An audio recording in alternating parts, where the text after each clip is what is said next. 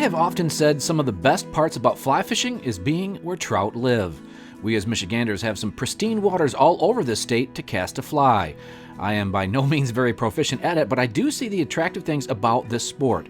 It is hard to beat the sight of a well-casted fly and the stories that go along with the rod that has been passed down for generations or built by the angler. I recently ran across a Michigander who showed me something I just had to learn more about. Simply put, he makes the fanciest rod holders I've ever seen.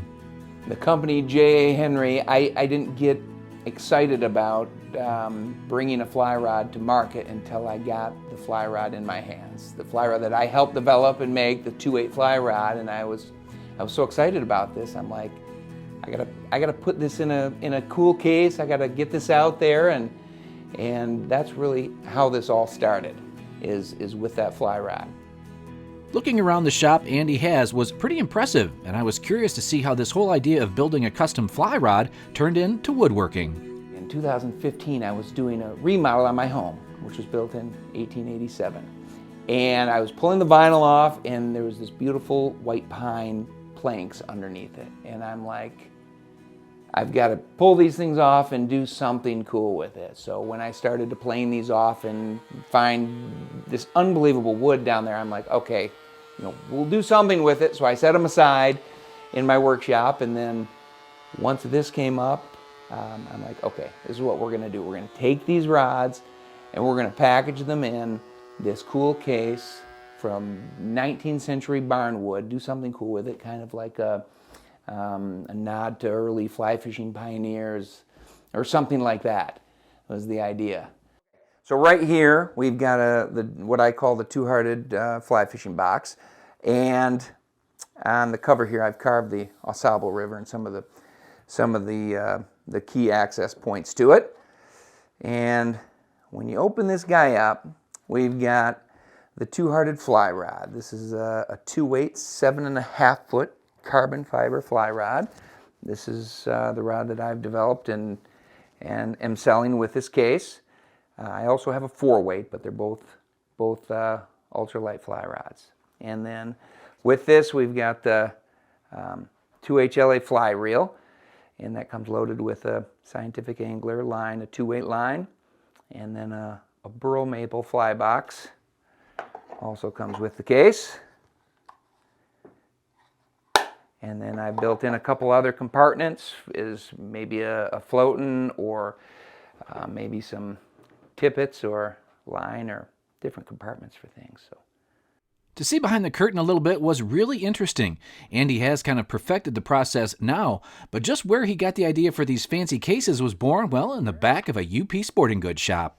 So this is kind of a funny story. I was actually fishing the two-hearted, and I was up in the Newberry area. There's a sporting goods store called Duke's, I think it's called. It's an old sporting goods store. I think it was opened in the 80s or something. But in the back of that, there was an old magazine, fishing magazine. And I was just thumbing through that. In the very back, this thing had to be from the 30s. There was an advertisement for a fishing rod, and it was packaged in this wooden case. It wasn't anything like I make here, but it just gave me that idea, like, that's really cool. So that's where I got that idea from. And then I'm like, okay, well, wouldn't it be cool if we put the reel that I set up personally for this rod that matches perfectly with it, in the case with it, and a cool fly box.